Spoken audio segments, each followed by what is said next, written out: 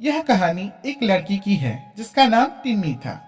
टिम्मी एक बहुत ही सुंदर और बहादुर लड़की थी जो अपने माता पिता के साथ एक छोटे से गांव में रहती थी। बचपन से ही टिम्मी का सपना था कि वह जंगल की गहराइयों तक पहुंचकर उसकी प्राकृतिक सुंदरता को अपनी आंखों से देखे।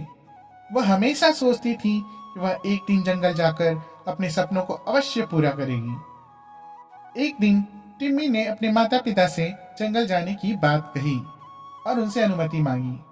उसके माता पिता थोड़े चिंतित थे, लेकिन वे जानते थे कि टिम्मी को जंगल से कितना प्यार और लगाव है, इसलिए उन्होंने टिम्मी को जंगल जाने की अनुमति दे दी।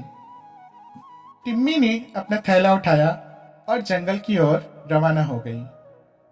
वह जंगल की हर एक चीज को देखकर हैरान रह गई। जंगल की सुनहरी रोशनी के साथ साथ नदी, झील, झरने, तरह तरह के प्यारे प्यारे छोटे बड़े जानवर, रंग बिरंगे फूल और उनकी खुशबू ने उसे खूबसूरती का नया मतलब सिखाया।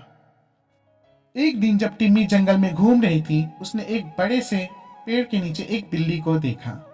बिल्ली बहुत ही बेहाल दिख रही थी। टिम्मी ने बिल्ली की ओर बढ़ते हुए देखा कि वह पेड़ के जड़ों में फंसी थी और उसे काफी चोटें भी आई थी। टिम्मी ने बिल्ली की मदद करने का निश्चय किया। वह धीरे धीरे बिल्ली के पास गई और उसके पैरों की चोट का इलाज किया।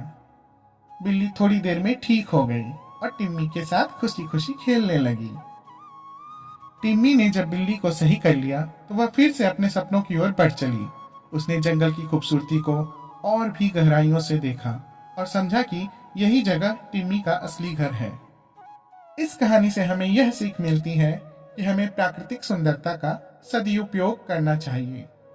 टिम्मी ने जंगल में जाकर न केवल अपने सपनों को पूरा किया, बल्कि उसने बिल्ली की मदद भी की। हमें भी टिम्मी की तरह अपने कर्तव्यों के प्रति हमेशा तैयार रहना चाहिए और जीव जंतुओं के प्रति दया की भावना रखनी चाहिए।